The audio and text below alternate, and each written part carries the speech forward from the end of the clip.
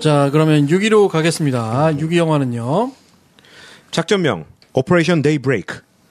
라인하드 헤이드리크. 아돌프 히틀러가 죽으면 그가 공포의 대상이 될 것이다. 헤이드릭을 암살하기 위해 자네들을 침투시킬 것이네. 이름을 부르면 대답하게. 오샥. 네. 김 PD. 네. 진욱이.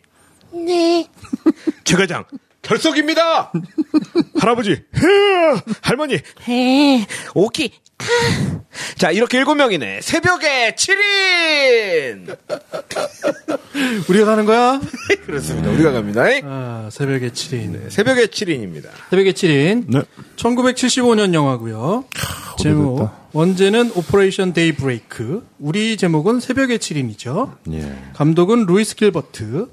얀 쿠비츠로 나오는 주인공이 티머시 보텀스, 카렐 추다가 마틴 쇼, 요셉 가부책이 안소니 앤드류스. 이 3명이 침투되는 특공대 3명이죠. 네. 그리고 하인드리 독일군 수장 안톤 디프링이 했고요. 패트릭 신부 시릴 셰프스, 안나 예쁜 안나, 니콜라 파게트, 그리고 잉드리시카라는 배우는 팔마 마테예부스카라는 소련 배우가 했었네요. 이때만 해도 소련이죠? 소련 배우. 되게 소련인데요. 소련 배우. 아주 인상적이었어요. 잉드리시카. 잉드리시카. 자, 새벽의 시린. 사실 이 영화는 이게 여기 왜 있나라고 얘기하시는 분들이 많을 것 같아요. 되게 오래된 영화고. 일단 이 영화를 많이 아시나요? 이 영화 잘 몰라요. 모를 수 있죠. 모르고. 수 있죠. 나도 순전히 이 영화가 너무 나한테는 좀 각별한 영화라서 그냥 어거지로 넣었습니다. 왜 각별할까? 이게 왜 각별하냐면 내가 영화라는 거를 처음으로 영화를 보고서 이 영화의 매력에 홀딱 빠졌다고 그래야 되나? 결국 전쟁 영화를 보면서 홀딱 그러게, 빠졌구나. 그거 좀 아이러니. 보통 홀딱 벗었다라고 그러고요. 흠뻑 빠졌다라고 그런가요? 홀딱이 좋아. 오샥다운 표현법이죠. 홀딱 반했다라든가. 이게 내가 국민학교, 초등학교 한 5, 6학년. 네. 요때 내가 봤거든요. EBS에서. TV에서 봤어요. 이때는 이 영화를 몇 번 해줬어. 자주 했어. 그래서 난 할 때마다 보면서 이게 비장하잖아. 엔딩도 그렇고 실화하고 그렇죠. 좀 다큐 같기도 하면서 내가 어린 마음에 막 두근두근 하면서 이 영화를 본 거야. 또 중간에 보면은 옛날 영화지만 그런 스릴 서스펜스가 있어요. 이 하이드리히를 암살을 하는 그렇죠. 그런 만듦새도 상당히 좋은 영화예요. 이게 지금 보면은 사이즈도 이게 시네마스코프가 아니고 약간 정사각형 같이. 맞죠. 30mm. 그래서 나는 어릴 때 이걸 보고서 이 영화의 그 어떤 박진감에 완전히 압도당한 그 기억이 아직까지 와요. 그래서 나는 이 영화를 보면은 그걸 어렸을 때 어떤 그런 향수에 적기도 하면서 그러니까 어렸을 때 내가 이제 이 영화랑 그 빠삐용 전에 얘기했던 네, 그쵸. 그거랑 그다음에 나랑 김 PD랑 좋아했던 영화 있어요. 라스트 콘서트라고. 그거는 이제 멜로. 그거는 이제 시한부 인생의 음악 막 아름답고 그런 영화들이 몇 개가 있죠. 나한테 굉장히 각별한 영화라서. 근데 라스트 콘서트는 그 환상이 깨졌어요. 커서 보니까 이게 뭐야 이렇게 된 거야. 내가 김 PD가 옛날에 나한테 이 영화를 한번 보내줬어. 이메일로 몇 년 전에. 라스트 콘서트를 구했다 하면서 보라고 하면서 이렇게 보내줬는데 영화를 다시 막 이렇게 설레는 마음으로 다시 봤는데 내가 이걸 보고 그렇게 감명을 받았던가 막 이렇게 된 거야. 못 봐줄 정도가 돼 있어요. 거의 못 봐줄 정도더라고 영화가. 근데 뭐 음악만은 뭐 아직도 뭐 훌륭하긴 한데 뭐 피아노 콘서트 같은 거 막 나오면서 좀 그랬는데 새벽의 7위는 머리가 커서 봐도 뭐 재밌는 것 같긴 해요. 그래서 이 리스트에 있어도 손색이 없다라고 생각을 했어요.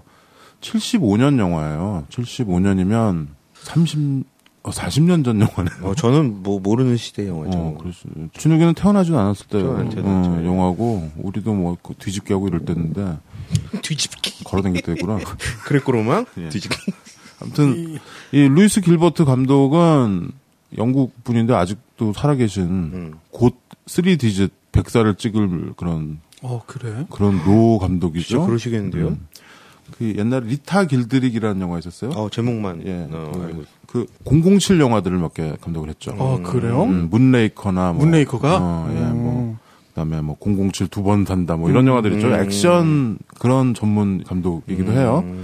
그때 당시에 막 60, 70년대 막 주가를 날렸죠.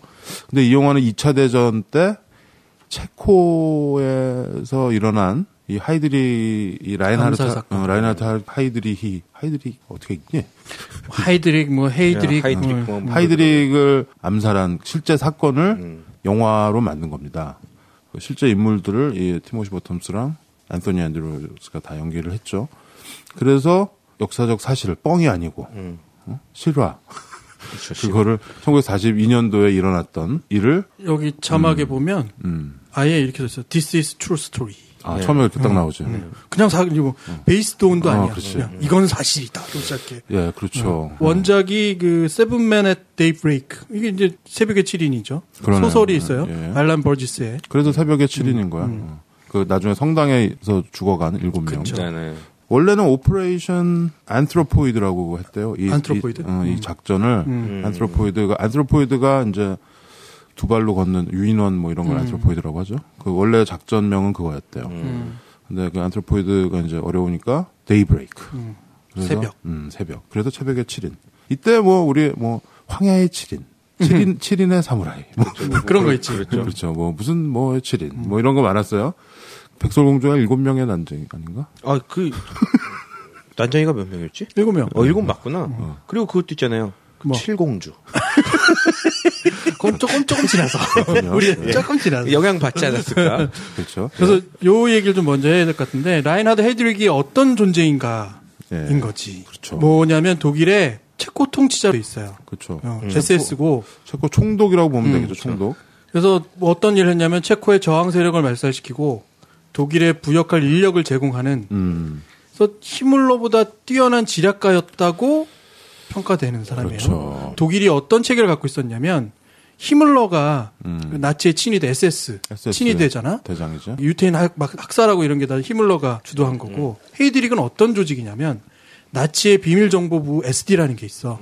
여기 수장이고 게스타포의 수장이야. 많이 들었지 게스타포 비밀경찰. 그리고 돌격대가 있는데 돌격대는 한동안 있다가 사라졌어. 이게 루엠이 주도하던 돌격대인데 독일의 정규군이 있는데 정규군에 많이 거론되는 이름이 괴링, 롬멜, 데니츠 제도, 잠수한 이렇게 막 말하자면 최상위층에 있었던 사람이죠. 그렇죠. 42년에 죽었어. 그렇죠. 이 사건으로. 어떤 게 좀 스치냐면 안중근 의사가 마치 이토 히로부미를 저격한 느낌이야 이게. 그렇죠. 맞습니다. 안중근이 하얼빈에서 이토 히로부미를 쏴 죽인. 그거랑 아주 유사해요. 그 본토 밖에서 거의 넘버 2였죠 이때. 그쵸. 히틀러 다음이었어. 예, 후계자로. 이 영화도 나오지만 히틀러는 바보지만 이 하이드릭은 정말 똑똑한 사람이다. 뭐 이런 대사 있어. 그렇듯 히틀러의 오른팔이고 중간에 한번 히틀러랑 만나는 장면 나오죠. 영화 그치. 보면. 네. 그 베를린 갔다가. 히틀러 진짜 같지 않냐?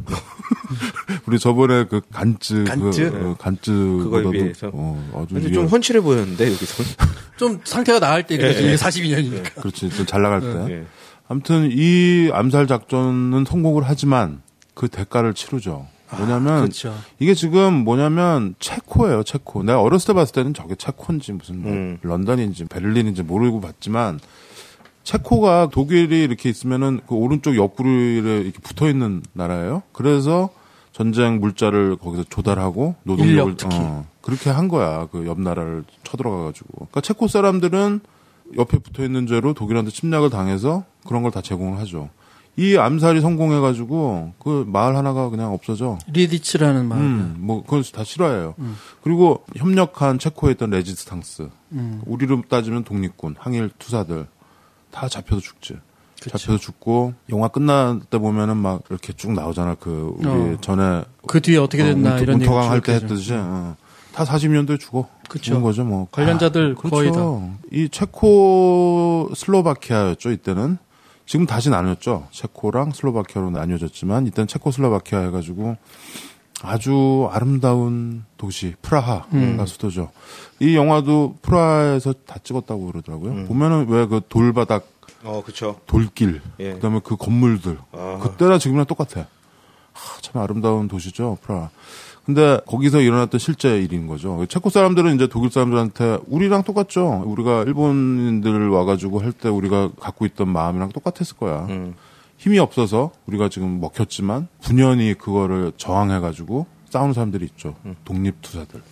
레지스탕스지. 이제 여기서 이제 레지스탕스죠. 처음에 이제 영화 시작할 때 보면 영국에서 이 3명의 특공대를 낙하산으로 떨어뜨리죠. 이 영국이 그 당시에 34개국 이상의 유럽 국가의 임시정부를 여기 영국이 갖고 있었거든요. 그렇죠. 그러니까 유럽에서 나라를 독일에 뺏긴 사람들이 다 결집하는 거지. 다 런던으로 가죠. 그리고 여기 나오는 3명 양코비츠, 카렐 추다, 요셉 가브책 다 결국 여기 출신들이야. 네. 근데 체코 출신. 출신인데 영국에 건너가 있는 거지. 그렇죠. 그 상태에서 결국은 차출돼서 이제 말하자면 특공대가 연합군이죠, 연합군. 아마 이제 체코 사람인데 연합군 중에 한 명인 걸로 해서 다시 고향으로 가서 작전을 수행하는 거예요. 그러니까 우리랑 똑같죠. 그러니까 상해인 거야, 상해, 런던이. 상해 그치. 임시정부에서 다시 서울로 다시 파견하는 거죠. 그래서 이 히틀러의 오른팔인 하이드리히를 죽이는 거죠. 죽이고 그 다음에 쫓기고 나중에 이제 파국을 받는 거지. 대단으로 치닫죠. 근데 그 과정을 군더더기 없이 잘 보여준 것 같아요. 70년대 영화인데도 불구하고 지금 봐도 그 만듦새, 특히 전투씬 이런 거라든가 이 독일 사람들이 독일어로 얘기하는 거가 참 난 그때 당시에도 참 재밌었어. 근데 체코 사람도 체코 말이 있는데 체코 말로 안 하고 영어로 하죠. 이제 그건 좀 그렇긴 한데.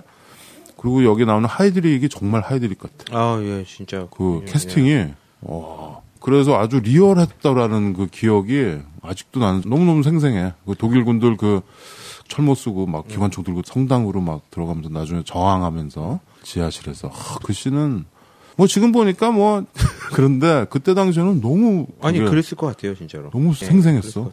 이 75년 영화라고 하셨잖아요. 저도 재밌게 봤어요, 이번에. 아, 그래? 네, 저는 전혀 몰랐던 영화인데 그래? 재밌게 봤고 왜 재밌게 봤냐면 70년대에 이렇게 만들었으면 이거 그대로 지금으로 옮겼으면 이 스토리는 그대로 가져가도 되거든요. 그치. 연출에만 돈이 더 투자가 되고 이렇게 하면은 굉장히 재미있고 흥미진진한 영화가 됐겠다라는 생각으로 봤어요. 뭐 중간중간 사실 뭐 편집이라던가 이렇게 그런 부분은 조금 이제 지금의 시각으로 봤을 땐 좀 엉성한 부분이 좀 있을 수는 있는데 뭐 저는 중간에 들어가는 약간 로맨스도 그렇고 좀 적절히 좀 적절히 가미가 됐다고 좀 생각을 안나 해요. 너무 안타깝죠. 근데 나중에 끝에 보면 안나도 뭐 죽어. 수용소로 간다. 수용소 네, 가서 그쵸. 죽는 거구나. 참 안타깝죠. 그런 안타까운 그런 생명들이 쓰러진 거야, 이때. 이런 비슷한 포맷으로 2000년대 나온 영화가 있죠. 톰 크루즈가 액구로 나왔다. 네. 작전명 발키리. 네. 라는 영화가 있어요. 이거는 히틀러 암살을 그렇죠. 이거는 히틀러를 암살하려는 그 실화를 어떻게 보면 영화의 어떤 몰입도나 뭐 만듦새나 이런 거는 발키리가 훨씬 재밌죠. 재밌고 유명한 배우도 많이 나오고 우리가 좋아하는 I feel it in my toe. 빌라이. 네, 빌라이. 우리 전에 운터강에서 나중에 총살당하는 토마스 그 배우도 나오고 아주 많은 캐스팅으로 돼가지고 발키리라는 영화 있어요. 그 영화도 꼭 보시길. 그거는 이제 실패한 작전이죠. 그거는 이제 독일군 군부 내에서 히틀러를 제거하려다가 실패한 사건을 가지고 만든 발키리라는 영화가 있습니다. 프라하의 이 성당이 성키롤로스와 메토리우스의 성당이라고 하죠. 여기 보면은 창이 나와 있는 그쪽에 아직도 표지판이 이렇게 붙어 있고 총자국은 그대로 남아 있는. 그대로요. 그 프라하에 그 여행 갔다 오신 분들이 거기 가서 이렇게 사진 찍은 것들이 꽤 많이 올라와 있어요. 그러니까 기념하고 기억하는 거죠. 이 작전을 기억하는 이유는 물론 우리가 하얼빈에서 이토 이오부미를 기억하듯이 그렇죠. 다들 기억하는 거겠지만 역사니까 뭐. 예. 그렇죠. 어떻게 보면 이제 체코슬로바키아는 이제 다시 나눠져 가지고 체크 공화국이라고 하죠, 이제. 체크 리퍼블릭이라고. 축구도 잘하고. 잘하죠. 그리고 음악을 굉장히 잘하는 민족이에요. 이쪽 체코슬로바키아 이쪽에. 그래서 우리나라도 오케스트라 같은 거 녹음할 때 체코에 가서 많이 하죠. 우리 이쪽 가요나 뭐 이쪽 사우드 트랙 같은 거 할 때. 왜냐면은 뭐 이렇게 싼 값에 어떻게 보면 굉장히 연주는 수준급의 연주를 해주고 그렇죠. 녹음 시설도 좋고. 그럼 거기 그냥 동네 오케스트라도 그렇죠. 수준급이라는 거야. 여기도 보면은 아타인가? 예, 아타. 그 아들. 아들. 바이올린에 이렇게 먹을 것 갖고 다니면서 레지스탕스 활동하던 그 젊은 아이도 음악원을 다니잖아. 근데 나중에 참 안타깝죠. 보면 잡혀가지고 끝까지 실토 안 하는데 여기에 나오는 부류가 있는데 결국은 이 침투돼서 들어가는 이 세 명은 군인 중에서도 뭐라고 해야 돼? 이건 뭐 도저히 웬만한 용기나 정신무장이 돼 있지 않고서는 적진에 누구를 암살하러 들어갈 수는 사실 어렵잖아. 그렇죠. 정규군도 아니고. 그렇죠. 일단 거의 죽으러 가는 거죠. 생명 내놓고 가는 자기가 거잖아. 죽음을 선택하는 거잖아요. 그러니까 이건 실패하건 저기 하건에 그 한 명을 하고 자기의 목숨을 바꾸는 거하고 그렇죠. 똑같은 거죠. 국가를 위해서. 그리고 이 세 명이 들어가서 결국은 그 암살을 기획하고 또 하나 되게 재밌는 게 대학 강의, 이 대학이 있나 봐요. 대학이 학교에서. 강의실이 이게 말하자면 본부야. 네. 그래서 서로가 이제 누가 문두들기면 강의하는 척하고 그렇죠. 아니면 작전 회의하는 거야. 그 성인 교육 그렇죠. 아덜트 뭐 에듀케이션을 한다고 그러면 처음에 강의를 시작하겠습니다. 그러고 나서 이렇게 눈치를 보더니 갑자기 이제 작전을 막 짜지. 한두씩 모이죠.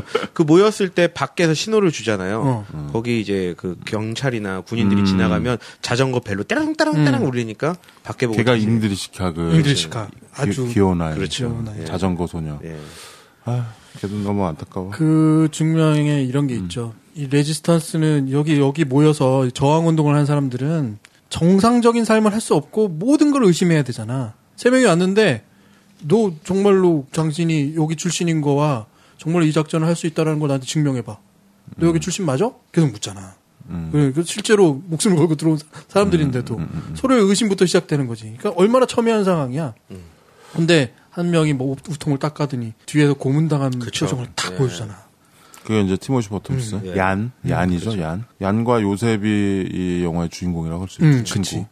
끝에 마지막 라스트 씬을 장식하는. 그렇지. 얀의 이 모습을 보고서 안나가 살짝 반하고. 그렇지. 그 등판에 반하죠. 여기도 약간 로맨스가 있어. 그 등판에. 그 등짝. 야. 누가 봐도 알 수 있죠. 반했다 지금 저 눈은. 왜냐면 눈 깔았거든요. 그 티모시 보텀스는 아주 수많은 영화에 출연한 아주 이제는 뭐 할아버지 됐지만 우리 지난 시간에 했던 지옥의 묵시록 거기서 서핑하던 친구 있죠? 샘 버텀스? 네. 형이에요. 티모시. 그래? 친형이에요. 네, 샘 버텀스는 죽었어요. 그 프로서퍼. 서퍼하는 친구. 좀 닮지 않아서 코가 어떡한데? 그런 것 같다 해. 그 서퍼인 샘 버텀스는 죽었어요. 2000년대 돼가지고 뇌종양 같은 걸로. 이 다 배우 집안이에요. 이 버텀스 집안이. 버텀스. 이름이 버텀스죠. 근데 티모시 버텀스는 그 라스트 픽처 쇼라는 아주 그런 70년대 초 영화 있어요. 거기에 제프 브리지스랑 같이 나와가지고 거기 주인공으로 나왔었죠. 그래서 아주 스타로 오랜 기간 동안 배우 생활도 했고 제작도 하고 뭐 이런 미국 배우죠. 재밌게 본 장면. 뭐지? 재밌을 만한 데가 있나? 난 있어. 좀 이렇게 한 몇 가지 정도 장면이 생각이 나는데 일단 첫 번째는 이 닭살이 돋을 만큼의 안타까움.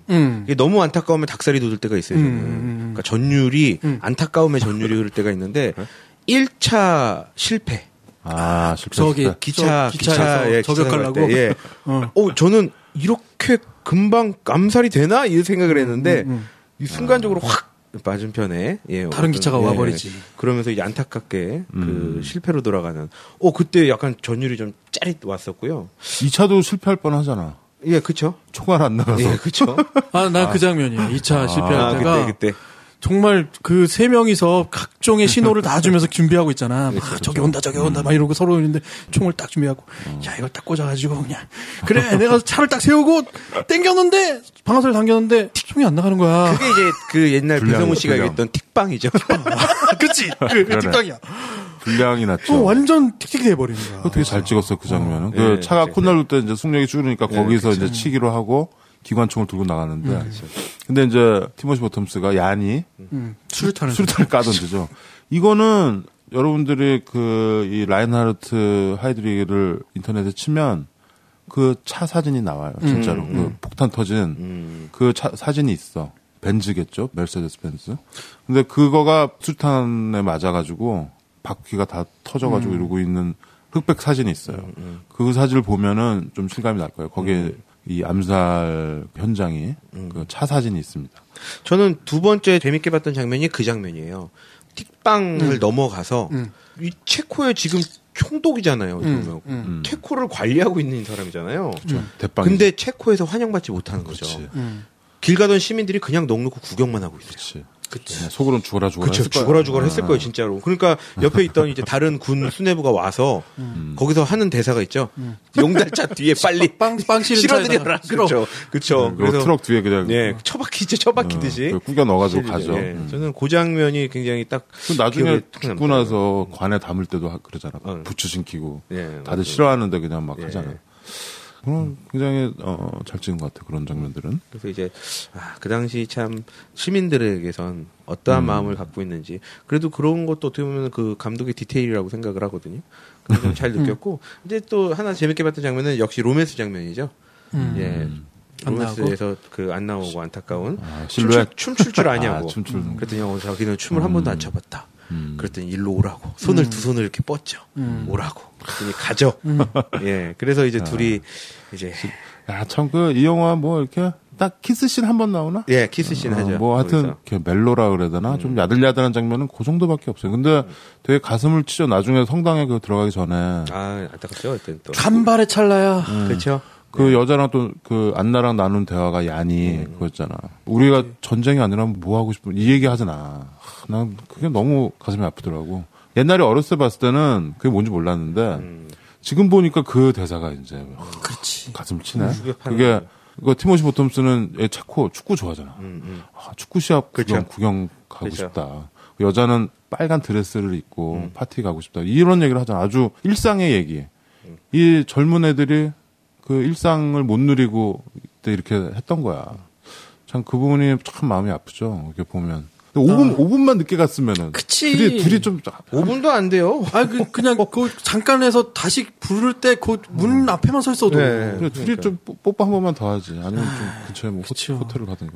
그 생과 사가 나뉘는 순간은 정말 너무 깊은 회한을 남기는 거죠. 그런 걸 보면. 야, 회한이 남죠, 진짜. 말 그대로. 그리고 이제 한 장면이 더 있습니다. 이거 배반이야. 이 배신 배반의 현장. 그놈. 잊을 수가 없죠. 문제적 인물이 나오죠. 근데 그 안타까움에 개인적인 또 상황이 있지만. 카렐 추다. 그쵸. 가족 때문에 어쩔 수 없이. 근데 저도 그 생각이에요. 이거는 개연성이 좀 없어. 아니, 그냥 가만히 있으면 되잖아. 뭐 이런 생각. 걸려서 자기 치고 들어올까봐 얘는 그렇죠? 알아서 긴 것 같은데. 그게 그 부분은 정말 사실이었을까 뭐 이런 나도 의문감 들 정도로. 사실이에요. 그래서 나중에 사형당하죠. 그러니까 전쟁 끝나고. 그 사람이 이렇게 자수하러 가기까지의 수사망이 좁혀지는 과정이 영화에서는 조금 빠졌거든요, 사실. 그게 약간 좀. 분명히 있었겠죠. 너무 개연성이 좀 없어요. 지금 보면은 얘가 왜 가서 실토를 하는지. 그렇죠. 하여튼 우리 편 중에 아까 처음에 낙하산 타고 내려갔던 놈 중에 하나가 배신을 하죠. 왜냐하면 그 근처에 자기 아내와 아이가 살고 있는데 가서 보고 가족을 지키려고 얘 말은 그런 거지. 가족을 지키려고 팔아넘긴 거야. 그래서 수많은 사람이 죽게 되는 거지. 그거 좀 나쁜 놈이야. 그렇죠. 근데 그 마음은 좀 이해가 갈만한가? 최 과장이 있으면 물어볼 텐데. 그렇지. 최 과장은 절대로 그럴만하다고 느낄 거야. 근데 그럴 수 있어요. 이게 어떤 느낌이 있냐면 여기서 중요한 거는 이 전쟁의 주도권이고 결국은 이 인물을 죽임으로 인해서 굉장히 많은 것이 달라질 수밖에 없는 우리가 이토 히로부미를 암살함으로 인해서 사실은 일본의 세력이 약해질 정도인 거거든.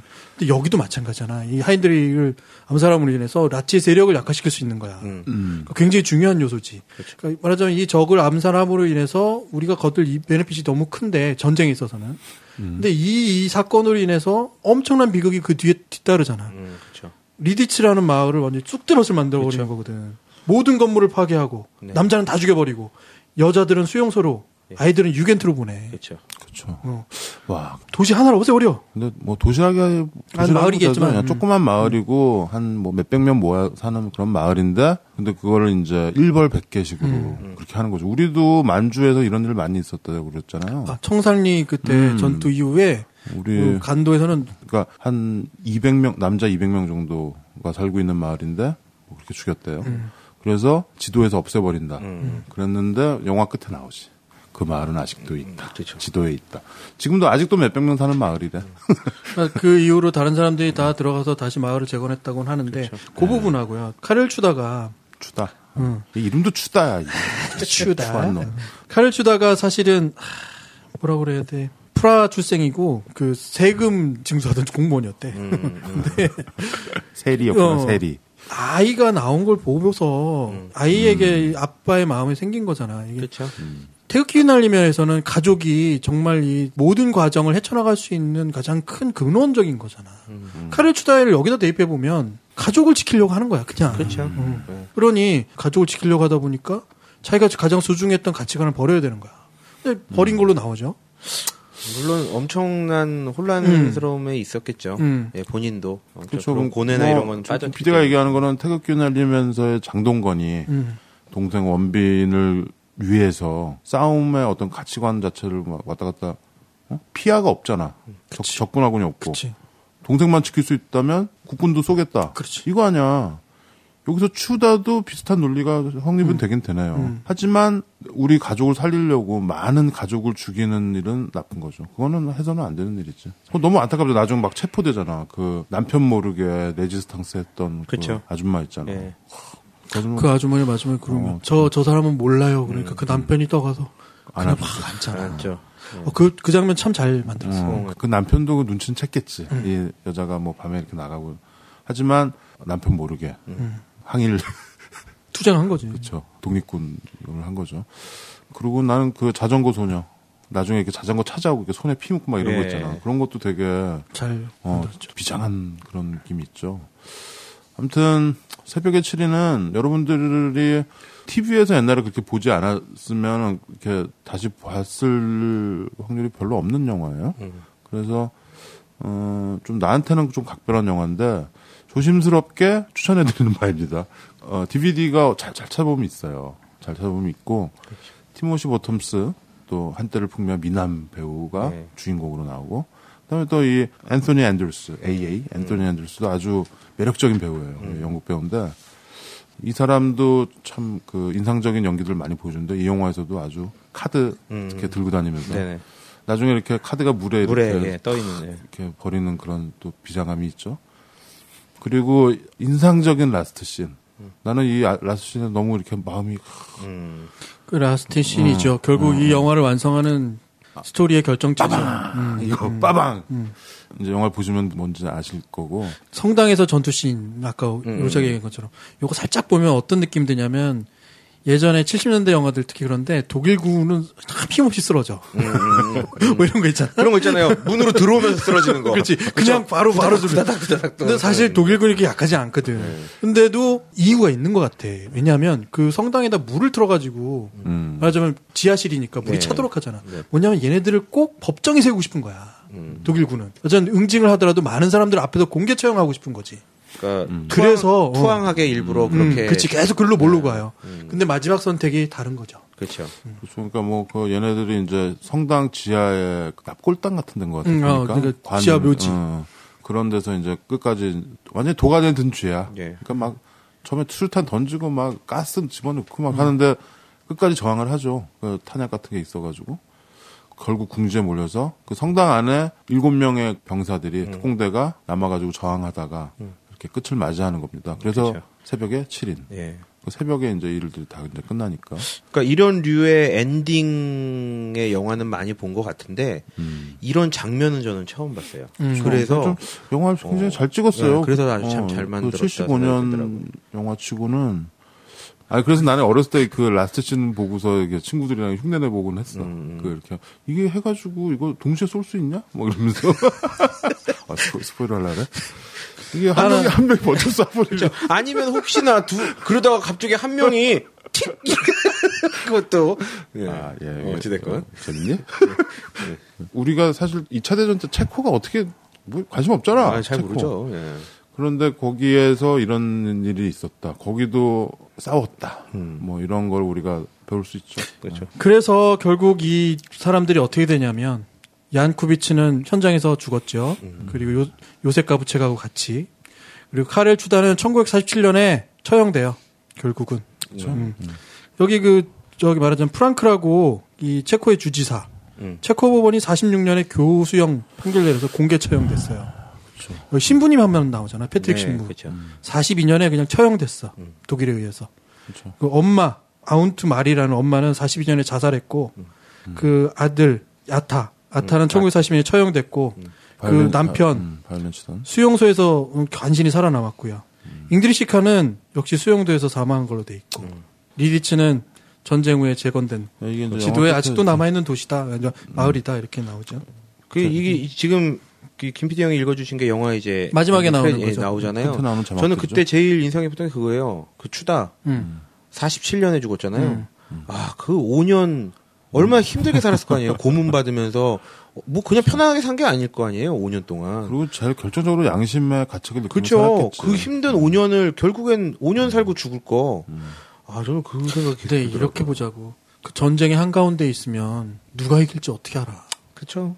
어떤 선택을 했는지는 그때 자기 선택이지만 결과하고는 다를 수 있는 거잖아. 결과는 우리가 아니까 지금 얘기하죠. 그러니까 여기서 한 가지 좀 그냥 짚고 가고 싶은 건 뭐냐면 이 저항이라는 거야. 오작이 지난번에도 얘기했듯이 그럼 그렇게 괴롭히는 놈들을 우리가 그러면 이런 저항을 안 해야 돼? 그 부분에서 사실은 저항을 해야죠. 저항을 하는 이유도 분명해야 되고 가치관도 분명해야 되고 이 전쟁이 지더라도. 근데 역사는 항상 조금 내가 제일 싫어하는 얘기지만 승자의 논리를 씌워준다. 이런 거죠. 전쟁이 나쁘다는 거야. 그래서 결국은 승자의 논리고. 정리는 잘 안 되네. 어찌됐건 저는 아주 좋은 영화 봤다고 생각하고요. 전혀 몰랐던 영화인데 심지어는 이 사건도 제가 몰랐으니까요. 전혀 몰랐던 사건의 그런 실화를 바탕으로 한 영화인데. 저 약간 그 2차 대전의 어떤 약간 저쪽 편 얘기를 좀 엿볼 수 있는 그런 영화예요. 우리가 수없이 많은 2차 대전 영화들이 있잖아요. 이쪽 편 얘기도 있고 저쪽 편 얘기도 있고 유럽 얘기도 있고 그렇죠. 아프리카 여기 인도 차이나 반도 많은데 아까 우리 리뷰에도 있었지만 그 수많은 영화들 또 재밌는 영화들도 많고 근데 우리가 좀 톱 10, 10개 영화 하는데 그중에 새벽 7일은 한 자리로 하는 게 괜찮을래나? 좀 눈치가 좀 보이긴 했는데 이거 어차피 형 리스트인데요. 나는 잘했다고 얘기하고 싶은 건 뭐냐면 이 시각은 전혀 다른 시각이죠. 이건 레지스탕스의 얘기야. 전쟁에는 적진에서 싸우는 사람들의 얘기도 있는 거잖아요. 그렇죠. 그 얘기를 담은 영화 중에 나도 역시 꽂으라고 하면 새벽의 7인일 것 같아. 그러니까 전쟁의 모습은 항상 전선만 있는 건 아니야. 양쪽의 진영에 서로 다른 가치관을 가진 사람들, 그 안에서 살아남아야 되는 사람들, 그렇죠. 그 비극들, 마을 하나를 그냥 통으로 그냥 해버리는 이런 잔혹함, 이런 것들이 이 영화에 참 잘 녹아 있죠. 전쟁의 다양한 모습 중에 하나예요, 맞아요. 네, 2차 대전 영화 중에 이런 영화도 있다라는 거. 기억해 주시면 좋겠습니다. 라이나드 헤이드링 역할한 이 배우 하나만으로도 저는 전혀 아깝지 않습니다. 그래? 전혀 아깝지 않아요. 이 사람 중간에 난 그 결혼식 장면. 거기도 막 왕관 쓰고 이러는 거죠. 옆에 그 간신배 같은 이왕이면 이 왕관은 그게 체코 사람들인 거야. 네, 그러니까 흔히 말하는 콜라보레이터라고 부르지. 그렇죠. 우리도 협력자들. 보면은 일본이 쳐들었을 때 그게 정부에 다 일본 사람만 있었나? 그건 아니지 거든. 거기에 협력하는, 부역한 사람들이 있죠. 그걸 한 자리 차지하고. 근데 얘네들은 이제 전쟁이 45년에 끝나서 그거 다 이제 그랬던 사람들 잡아가지고 처형하고. 저 누구냐? 추다 추다 이런 애들은 나중에 그냥 죽였잖아. 그런데 우리는 그렇게 3, 4년 만에 끝난 게 아니잖아. 그렇죠. 그건 우리는 35년을 그렇게 했기 때문에 그게 그래서 문제인가. 너무 오래 했기 때문에 뭐라고 할 수도 없고. 그렇죠. 근데 참 미안한 얘기지만 가치관이 없는 사람들이 살아남아. 뭔가 강렬한 어떤 자기주의를 갖지 않는 사람들. 결국은 한쪽 방향에 그렇죠. 매몰돼 버리는 거죠. 어떻게 보면 전쟁 비극 기회주의자들이 살아남겠죠. 하지만 그래도 우리가 이런 영화를 보면서 이렇게 쓰러져간 그렇지만 자기 소신과 의지를 가지고 그렇죠. 또 희생한 사람들이 있었다라는 거. 그걸 기억하는 것도 아주 의미 있는 일 같아요. 그게 어떻게 보면 이런 상황을 맞기 전에 저항을 해야 된다라는 당위성을 불러일으키는 이야기가 아닐까 싶어요. 새벽의 7위는 3명이 먼저 왔는데 4명이 또 와가지고 같이 싸우다가 성당에서 그럴 된다. 얘기죠. 뭘 된다? 보고 같아요. 그 수습을 안 하려고 한 건데? 삐 된다. 삐 된다. 그 마지막이 참 장엄하다. 이런 얘기로 정리하겠습니다. 네. 막무가내의 신체 공격 영화 리스트업. 무슨 영화를 보겠다고 다